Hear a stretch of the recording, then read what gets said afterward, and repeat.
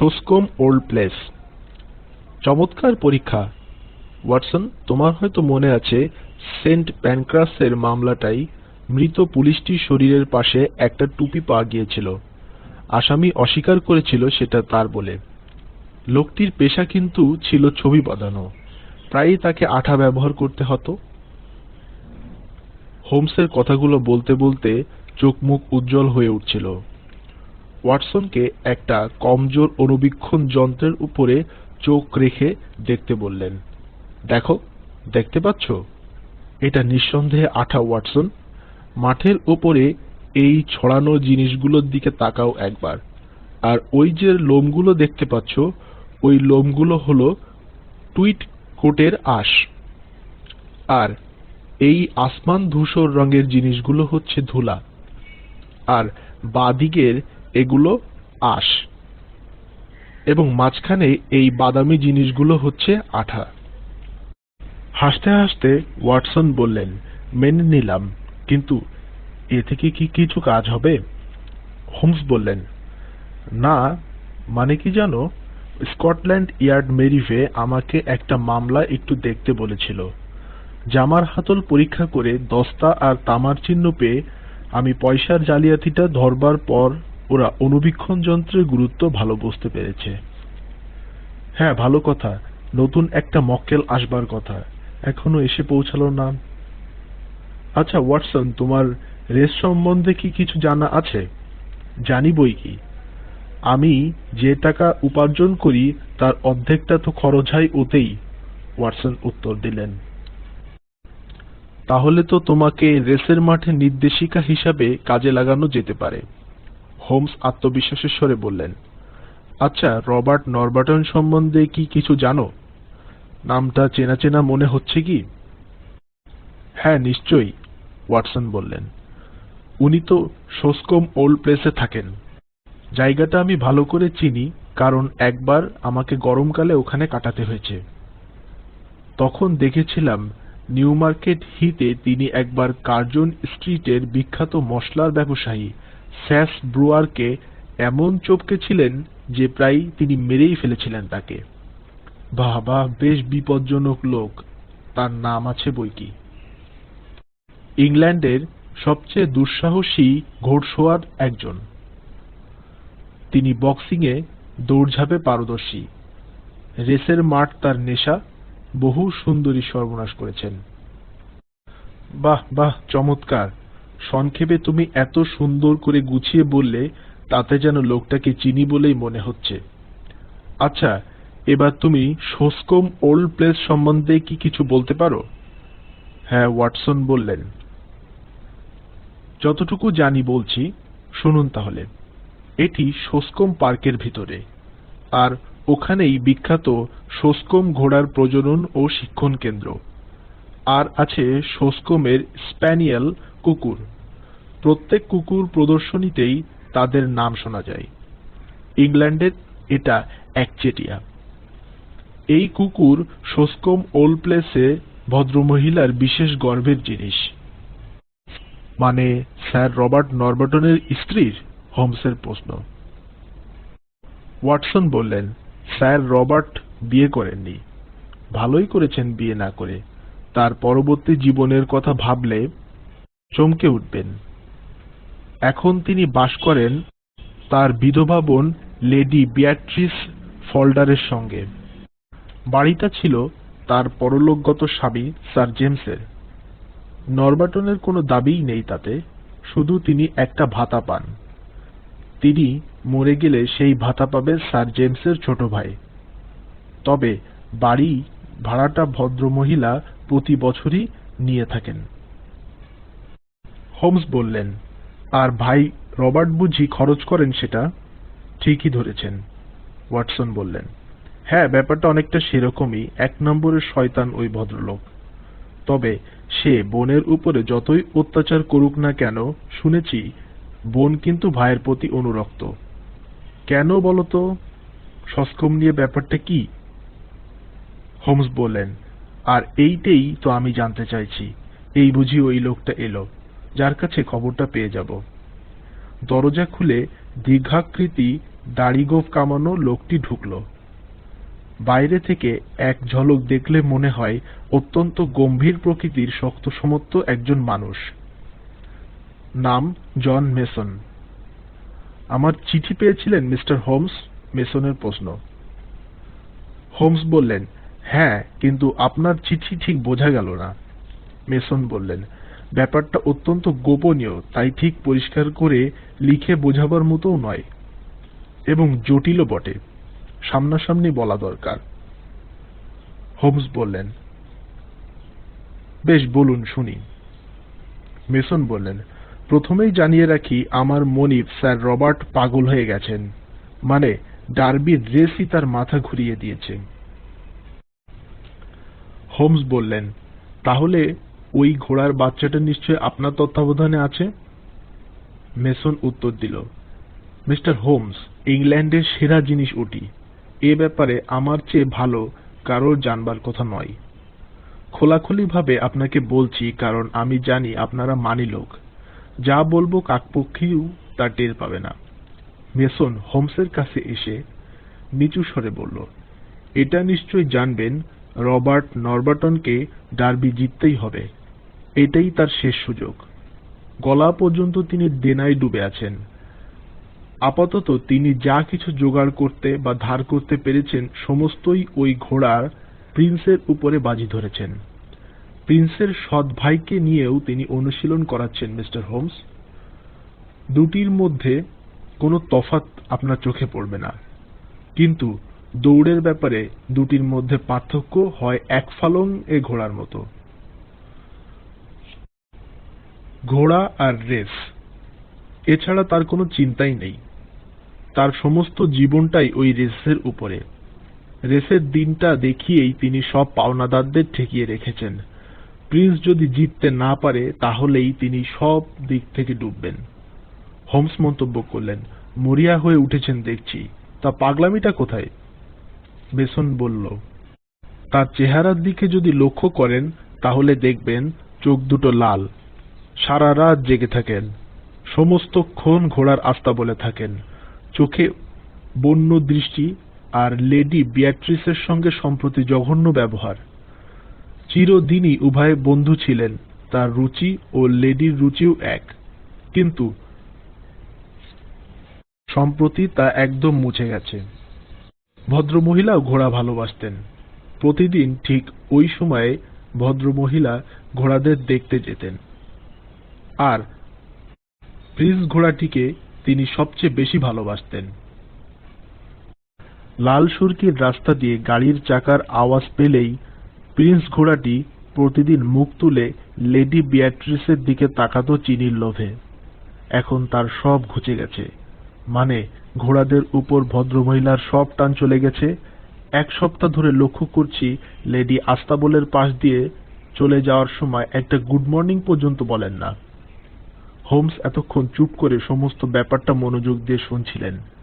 এবার মুখ খুললেন, বললেন, তাহলে কি মনে হয় ঝগড়া হয়েছে ওদের দুজনের মধ্যে? মেসন আবার বলতে শুরু করল, হ্যাঁ, ঝগড়া ছাড়া আর কি, মারাত্মক ঝগড়া। নতুবা কেন তিনি তার বড় আদরের নিজের ছেলের মতো যাকে পছন্দ করতেন সেই কুকুরটিকে বিলিয়ে দিলেন।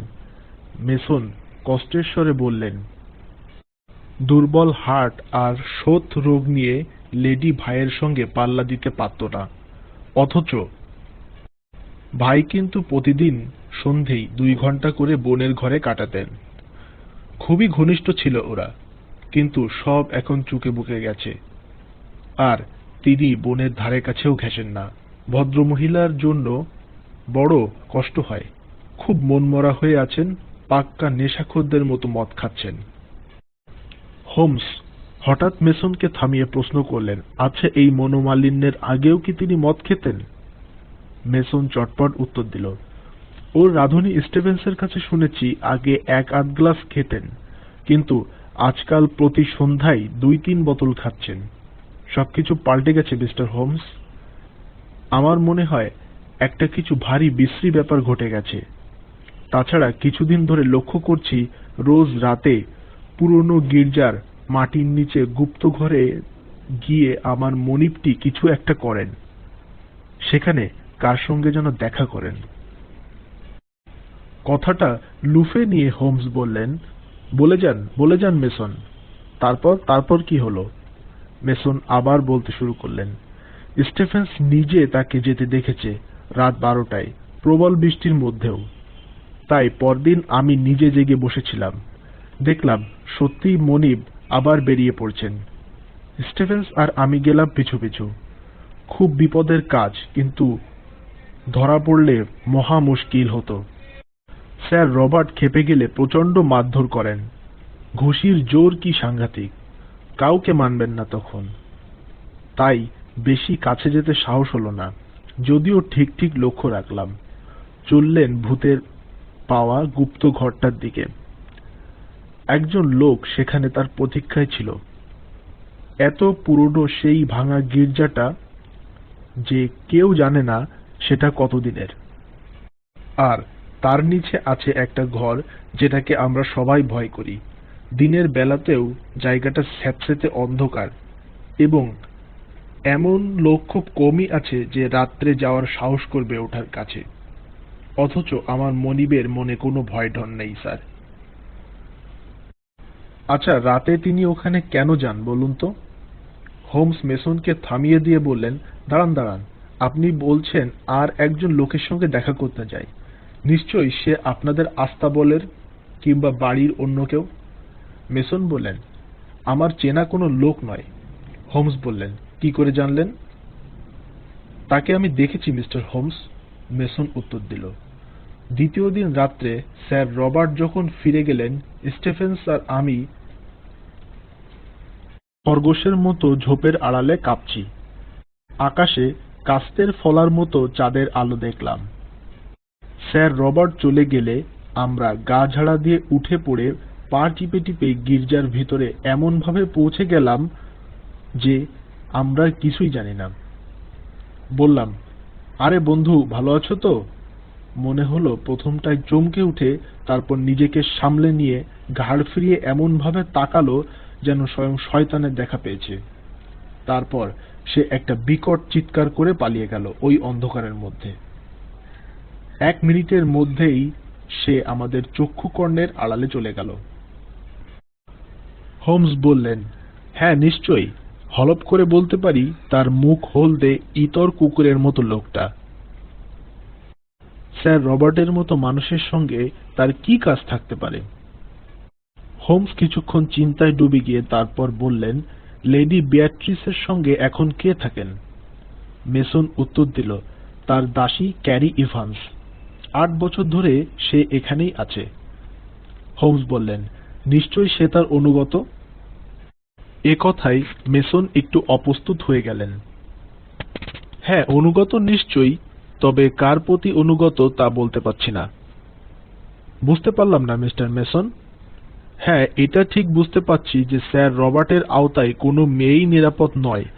আচ্ছা, ভাই বোনের ঝগড়া কি এই দাসীকে কেন্দ্র করেই হয়েছে বলে মনে হয়? মেসন বলল, হ্যাঁ, তা এই কেলেঙ্কারিটা অনেকদিন থেকেই স্পষ্ট হয়ে আছে।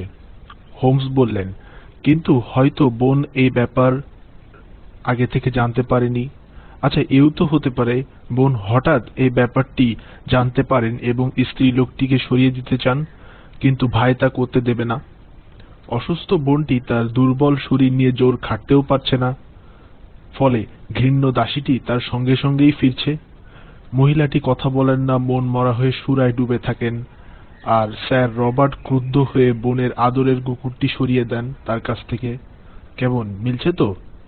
মেসন বলল, হ্যাঁ হ্যাঁ স্যার, মিলছে এ পর্যন্ত। হোমস বললেন, এ পর্যন্ত তো সব ঠিকই আছে, কিন্তু এসবের সঙ্গে রাতের পুরনো গির্জায় গিয়ে দেখা করার তো কিছুই মেলাতে পারছি না। মেসন বলল, আগে ঠিক বলেছেন স্যার, আরো কিছু আছে, তা আমিও মেলাতে পারছি না কিছুতেই। কেন যে স্যার রবার্ট একটা মৃতদেহ খুঁড়ে বার করতে চান? হঠাৎ উত্তেজনায় টান টান হয়ে গেলেন হোমস। মেসন বলতে লাগলো, এটা জানতে পারলাম গতকাল আপনাকে চিঠি দেওয়ার পরে। গতকাল আমার মনিব লন্ডনে গিয়েছিলেন। সেই সুযোগে আমি আর স্টিফেন্স সেই গুপ্তঘরে যাই। গিয়ে দেখি সবই ঠিক আছে।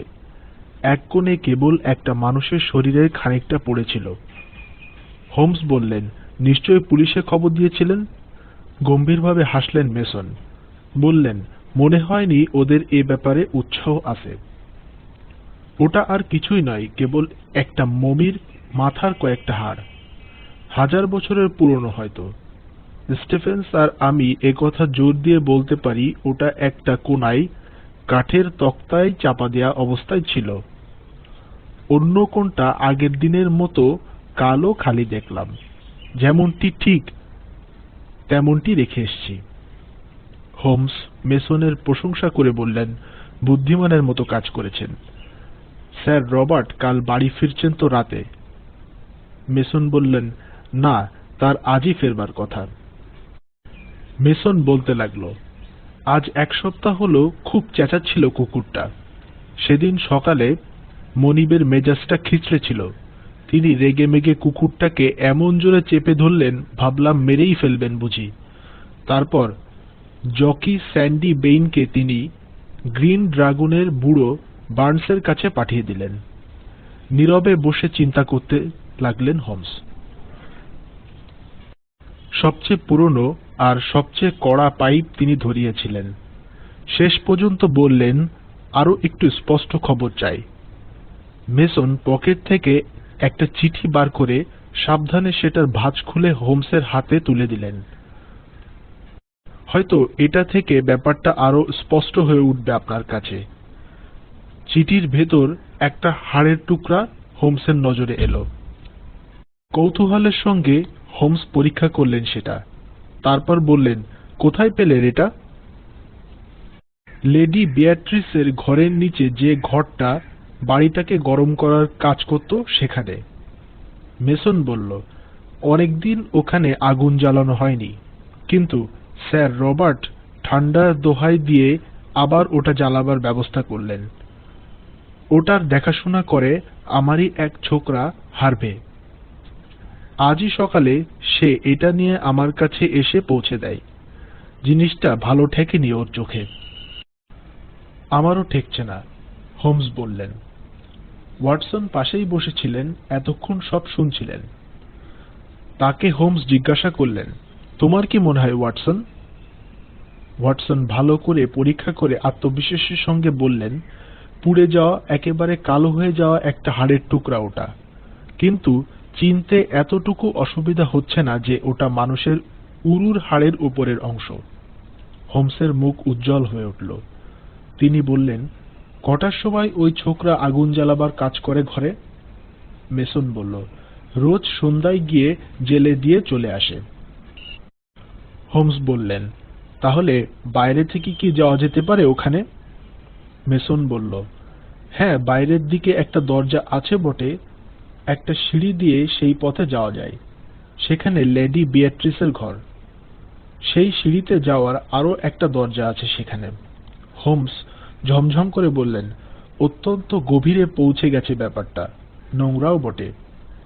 তুমি একটু আগে বললে না স্যার রবার্ট কাল রাতে বাড়িতে ছিলেন না? মেসন বললেন, আগে হ্যাঁ স্যার, সত্যিই ছিলেন না। হোমস তীক্ষ্ণ স্বরে বললেন, তাহলে হাড় পোড়াবে কে? মেসন একটু অপ্রস্তুত হয়ে বললেন, তাই তো। হোমসের প্রশ্ন, আচ্ছা, সরাইখানার মানে বার্কাশায়ের সরাইখানার নাম যেন কি বললে? মেসনের ছোট্ট উত্তর, গ্রিন ড্রাগন।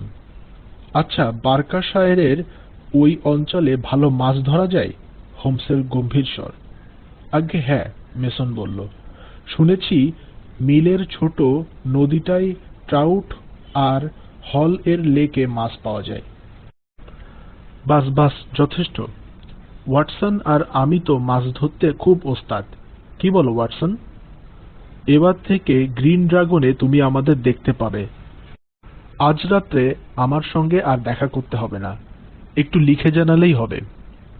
তাহলে দরকার হলে আমি তোমার সঙ্গে দেখা করে নেব। বোধহয় সূত্র পেয়েছি। এখন তুমি এসো, কেমন? মে মাসের এক বিকালে ওয়াটসন ও হোমস সোসকোমের উদ্দেশ্যে বেরিয়ে পড়লেন রীতিমতো তৈরি হয়ে। গ্রিন ড্রাগনের মালিক জোশিয়া বার্নসেরও মাছ শিকারে উৎসাহ ছিল। তিনি হোমস ও ওয়াটসনের সঙ্গে আশপাশের মাছ শিকারের আলোচনায় মেতে উঠলেন। হোমস বললেন, আচ্ছা, হলের লেকে পাইক ধরবার ব্যাপারে কি বললেন? এ কথায় গ্রিন ড্রাগন সরাইখানার মালিক বুড়ো বার্নসের মুখ ফ্যাকাশে হয়ে উঠল। তিনি বললেন, আজ্ঞে, খবরদার সে কাজটি করতে যাবেন না। তাহলে দেখবেন পাইক ধরবার বদলে আপনারা নিজেরাই সেই হ্রদের জলে পড়ে গেছেন। হোমস আরেকটু খোঁচা দিয়ে বলল, সে আবার কি? তা হবে কেন? আমরা তো বহুদিন ধরেই মাছ ধরছি।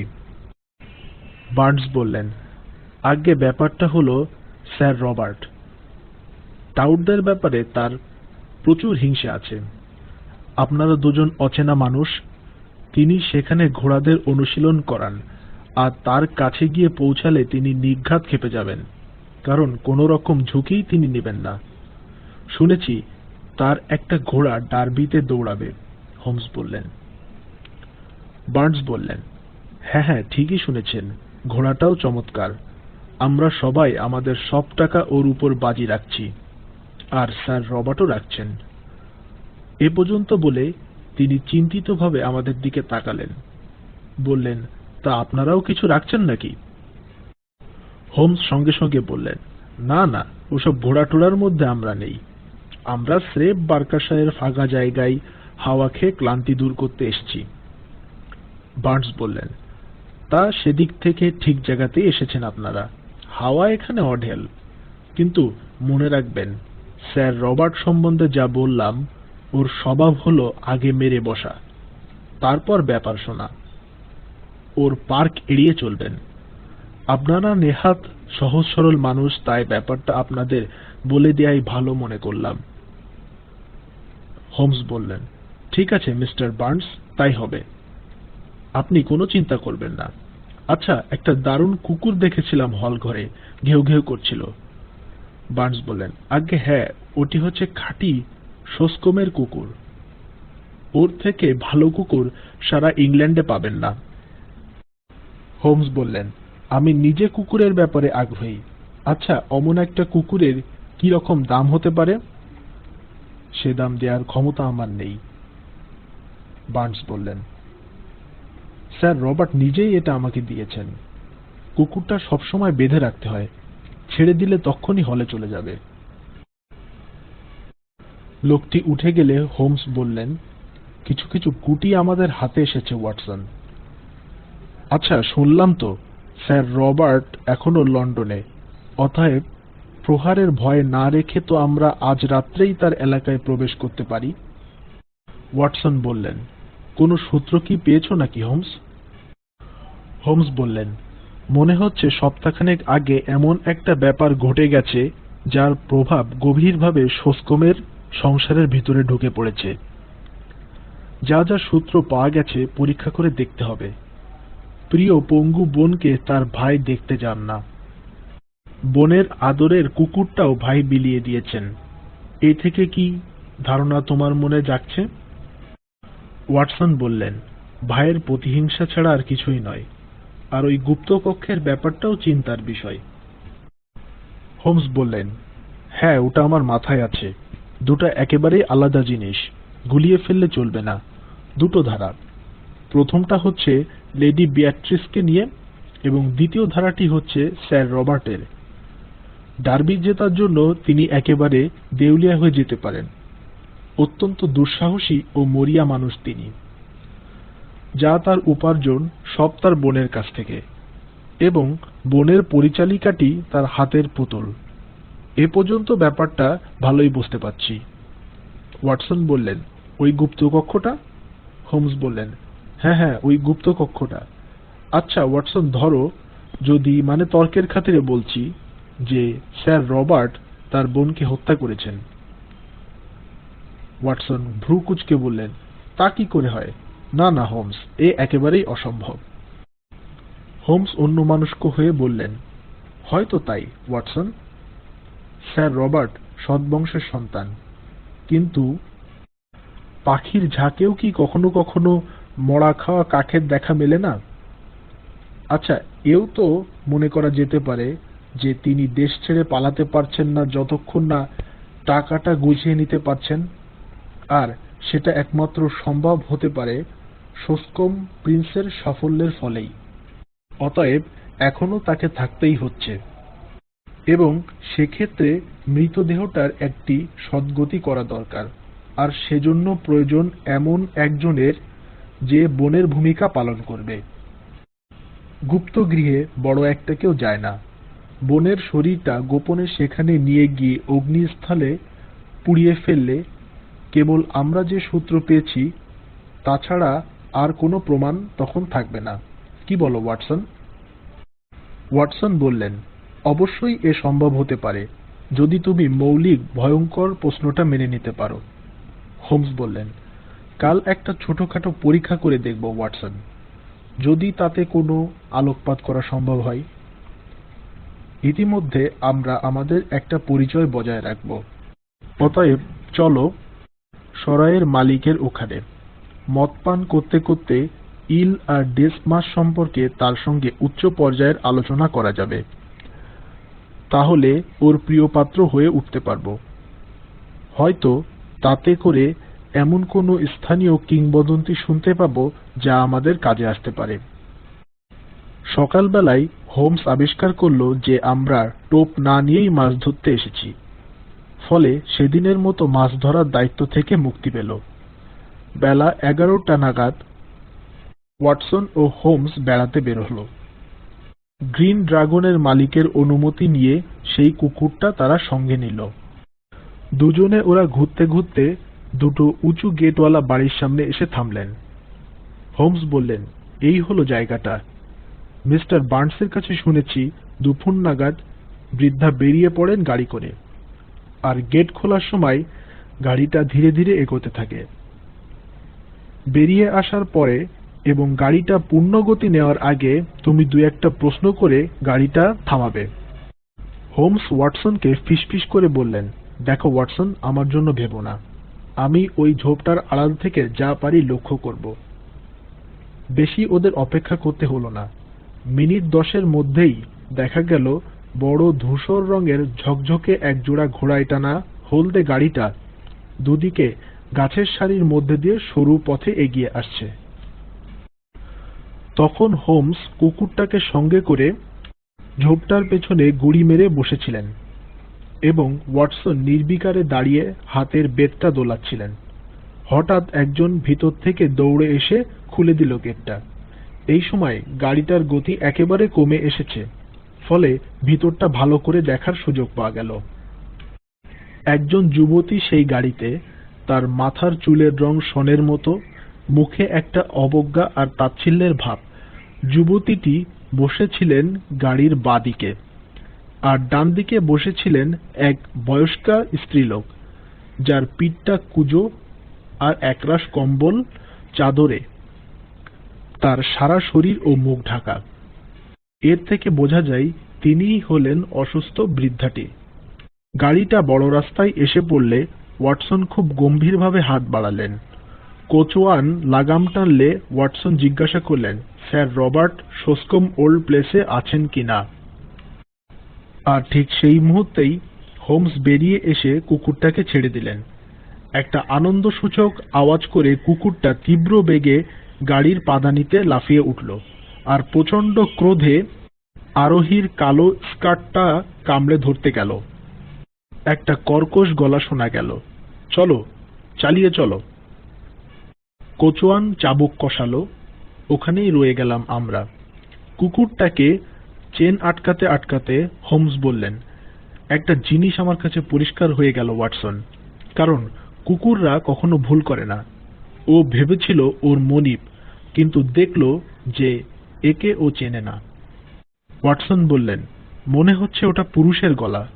হোমস ওয়াটসনকে বললেন, ঠিকই বলেছ তুমি, তবে একটা তাস আমাদের হাতে এলো। এখন খুব সাবধানে খেলতে হবে ওয়াটসন। ওদের কথোপকথনের মাঝে সেই লন্ডনের জন মেসন হঠাৎ এসে হাজির হলো এবং মিস্টার হোমসকে রিপোর্ট দিল, স্যার রবার্ট এখনো ফেরেননি, তবে শুনছি আজ রাতে ফিরবেন। হোমস প্রশ্ন করলেন, গুপ্ত গৃহটা এখান থেকে কত দূর? মেসন বলল, কোয়ার্টার মাইলের মতো। তিনি এসেই সঙ্গে সঙ্গে আমার খোঁজ করবেন, সোসকম প্রিন্স সম্বন্ধে সর্বশেষ খবরের জন্য। হোমস বললেন, তাহলে আপনাকে বাদ দিয়েই আমাদের কাজ করতে হবে। বেশ, আপনি গুপ্ত ঘরটা শুধু আমাদের দেখিয়ে দিয়ে চলে আসবেন। চলুন। আমাবর্ষা, ঘুটঘুটে অন্ধকার। ঘাসে ছাওয়া মাঠ দিয়ে মেসন, হোমস ও ওয়াটসন এগিয়ে চলল।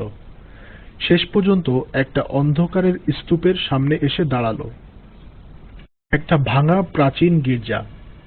গির্জাটির বারান্দার ভাঙা অংশ দিয়ে ওরা ভিতরে ঢুকল। আলগা ইট পাথরের মধ্যে দিয়ে টলতে টলতে কোনো মতে চলতে চলতে ভাঙা বাড়িটার একটা কোণ লক্ষ্য করে সে এক মুহূর্তের জন্য থামল। সেখান থেকে একটা খাড়াই সিঁড়ি বেয়ে নামতে হয় গুপ্তগৃহে। একটা দেশলাই জেলে মেসন অন্ধকার জায়গাটা আলোকিত করলেন। কোথা থেকে যে একটা পচা দুর্গন্ধ ভেসে ভেসে আসছে বোঝা গেল না। পুরনো দেয়াল থেকে পালেস্তারা খসে খসে পড়ছে। হোমস বাতি জ্বালতেই একটা হলদে আলোর ক্ষীণ সুড়ঙ্গ দেখা দিল। সুড়ঙ্গের সামনে এসে হোমস মেসনকে মনে করিয়ে দিল, কয়েকটা হাড়ের কথা আপনি বলেছিলেন মিস্টার মেসন। যাওয়ার আগে সেগুলো দেখিয়ে দিয়ে যাবেন। মেসন বলল, ওই যে ওই কোণে। এই বলে তিনি লম্বা লম্বা কয়েক পা ফেলে এগিয়ে গিয়ে বিস্ময়ে হতবাক হয়ে পড়লেন। আমাদের বাতির আলোটা গিয়ে পড়ল সেখানে। মেসন আফসোস করে বললেন, সব চলে গেছে, কোনো চিহ্নই আর নেই। মুচকি হেসে হোমস বললেন, এরকমই আন্দাজ করেছিলাম। মনে হয় সেগুলো ছাই, এখনো ওই চুলার মধ্যেই পাওয়া যাবে, এবং তার এক অংশ ইতিমধ্যেই পুড়ে গেছে। জন মেসন প্রশ্ন করল, কিন্তু 1000 বছর আগে যে মারা গেছে, কেন কোনো ব্যক্তি তার হাড় পোড়াতে যাবে? হোমস বললেন, আর সেটাই আমাদের জানতে হবে। হয়তো অনেকক্ষণ খুঁজতে হবে, তাই আর আপনাকে আটকে রাখব না। আশা করছি কাল সকালের আগেই আমরা রহস্যের সমাধানে পৌঁছাতে পারব। জন মেসন চলে গেলে হোমস খুব যত্ন করে কবরগুলো পরীক্ষা করছিলেন।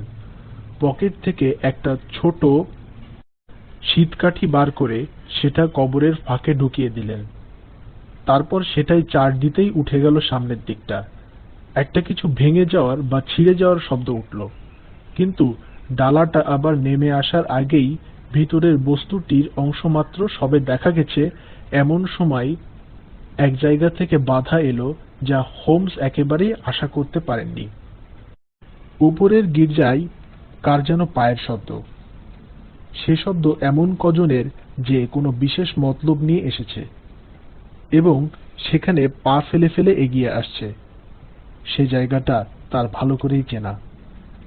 আলোর ঢল নেমে এলো সিঁড়ি বেয়ে, আর মুহূর্তের সেই ত্বরণের উপরে লোকটির মূর্তি ফুটে উঠল।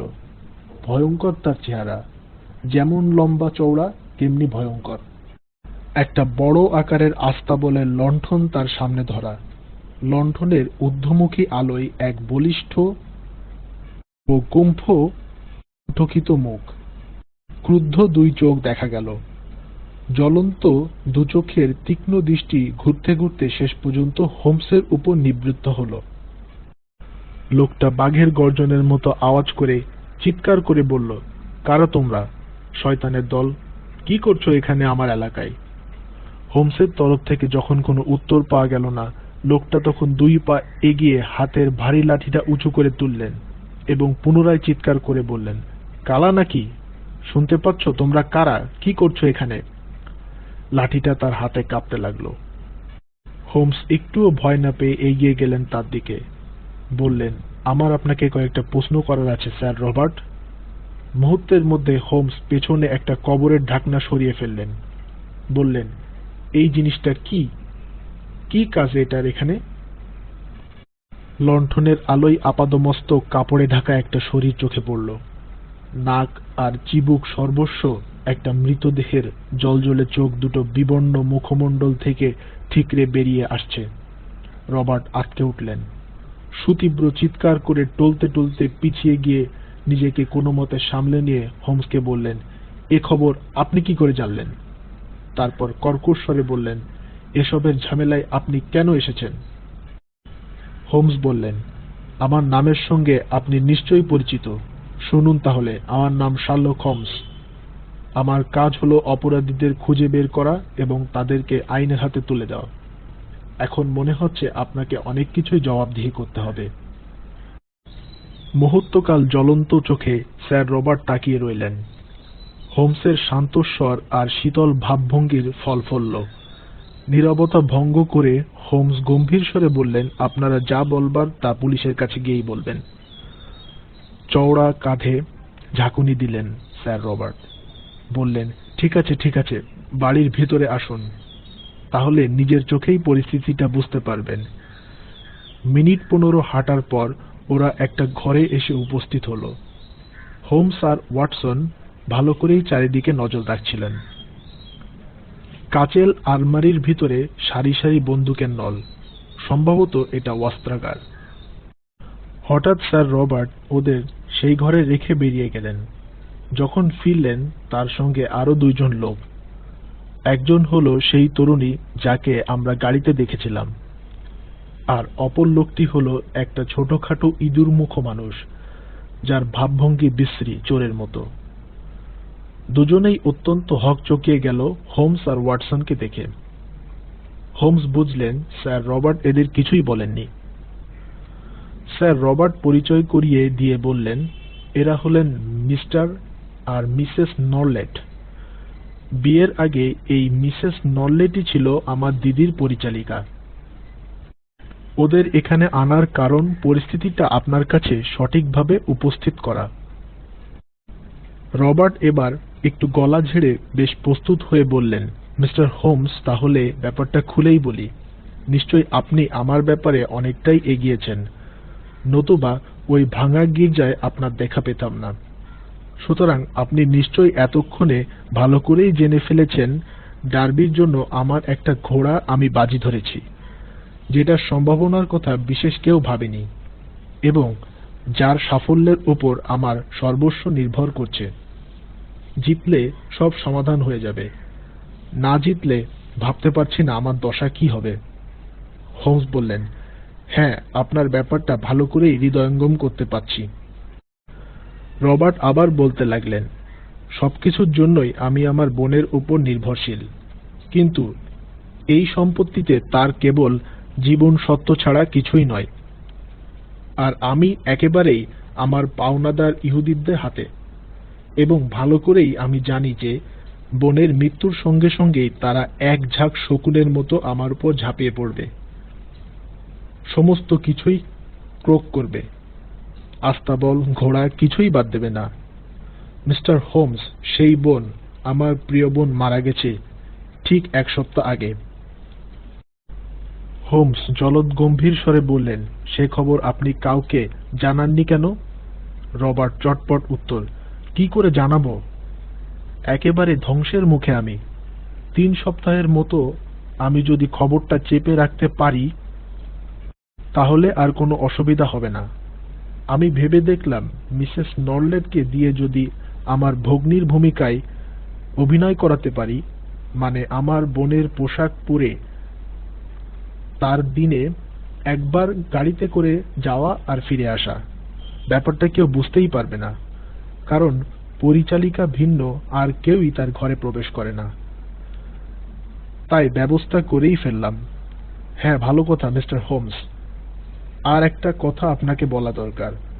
আমার প্রিয় ও আদরের বোনটি উদরী রোগে মারা গেছেন। অনেকদিন ধরেই তিনি ভুগছিলেন। গলাটা যেন একটু কেঁপে উঠল স্যার রবার্টের। ওয়াটসন কৌতূহলে টানটান হয়ে হোমসের সঙ্গে গলা মিলিয়ে বললেন, তারপর কি করলেন? রবার্ট জড়ানো গলায় বলল, মৃতদেহ তো আর ঘরে রাখা চলবে না। সেই রাতেই আমি আর নরলেট মৃতদেহটাকে নিয়ে যাই কবরখানায়। আজকাল সেটার ব্যবহার হয় না, কিন্তু তার কুকুরটা সবসময় দরজার কাছে এসে ঘেউ ঘেউ করছিল। তাই মনে হলো আরো নিরাপদ কোনো জায়গায় কবর দিতে হবে। কুকুরটাকে সরিয়ে তখন মৃতদেহ নিয়ে গেলাম গির্জার মাটির নিচের ঘরটায়। এতে কোনো অবহেলার ব্যাপার ছিল না। মৃতের কোনো রকম অসম্মান আমরা করিনি। আমার মতো অবস্থায় পড়লে আপনাকেও তাই করতে হতো। শেষ মুহূর্তে নিজের সব আশা ভরসা নষ্ট হয়ে যাচ্ছে। চোখের সামনে এ দেখেও কোনো চেষ্টা করব না, এ হতে পারে না। স্যার রবার্ট দম নিয়ে আবার বলে চললেন, মনে হলো যদি তখনকার মতো তাকে তার প্রিয় স্বামীর পবিত্র কবরস্থানে কোনো পুরনো কফিনে রেখে দেওয়া যায়, তাহলে মৃতের প্রতি কোনো রকম অসম্মান করা হবে না। এরকম একটা কফিন খুলে তার ভিতরের জিনিসগুলো বার করে আমি তাকে শুইয়ে দিলাম তার ভেতরে, যেমনটি আপনি দেখতে পাচ্ছেন। কিন্তু কফিনটা খুলে যেসব পুরনো হাড়গোড় বেরিয়ে এলো, সেগুলো তো ওখানে ফেলে রাখা চলে না। তাই নরলেট আর আমি সরিয়ে ফেললাম, আর নরলেট সেগুলো রাতে পোড়াতে লাগলেন। এই হলো কাহিনী, মিস্টার হোমস। কিন্তু কি করে আমি আপনাকে এই কাহিনী শোনাতে বাধ্য হচ্ছি তার কোনো ধারণাই আমার নেই। হোমস কিছুক্ষণ চিন্তায় ডুবে রইলেন। তারপর বললেন, আপনার বিবৃতিতে একটা গলদ আছে স্যার রবার্ট। কারণ রেসের উপরে আপনার যা বাজি, যার উপরে আপনার ভরসা, সে তো পাওনাদারদের সমস্ত কিছু ক্রোক করলেও বাধা পাচ্ছে না। রবার্ট মৃদু প্রতিবাদ করে বললেন, না, ঘোড়াটাও যে তার মধ্যে পড়ছে। এমনও তো হতে পারে যে ঘোড়াটাকে ওরা দৌড়ি করালো না। আর এমনই দুর্ভাগ্য যে আমার সবচেয়ে বড় পাওনাদার সেই হচ্ছে আমার মারাত্মক শত্রু, অতি শয়তান, এই স্যাম ব্রিউয়ার। নিউ মার্কেট হিটে একবার আমি বাধ্য করেছিলাম তাকে চাবুক পেটা করতে। আপনি কি মনে করেন সে আমাকে সে সুযোগ দেবে? উঠতে উঠতে হোমস বললেন, যাই হোক স্যার রবার্ট, অবশ্যই এখন খবরটা পুলিশের নজরে আনতে হবে। আমার কাজ ছিল রহস্য উদ্ঘাটন করা, এখন আমার কাজ শেষ। আপনার কাজ কতটা নীতিসম্মত এবং কতটা শোভন তা আমার বিচার্য নয়। প্রায় রাত দুপুর হলো ওয়াটসন, চলো এবার ফেরা যাক। পরবর্তী ঘটনা খুবই সাদামাটা। সোসকম প্রিন্স ডার্বি জয়লাভ করায় মালিক ৮০,০০০ পাউন্ড বাজি জিতেছিলেন। রবার্টের দেনা শোধ হয়েছিল, তার নিজের জন্য অনেক টাকা রইল। পুলিশ মামলাটা অতি সহজভাবেই গ্রহণ করেছিলেন। ভদ্রমহিলার মৃত্যু সংবাদ যথাসময়ে প্রকাশ না করার জন্য তাকে মৃদু ভর্ৎসনা করে ছেড়ে দেওয়া হলো। গল্পটি আপনাদের ভালো লাগলে লাইক, কমেন্ট, শেয়ার করুন।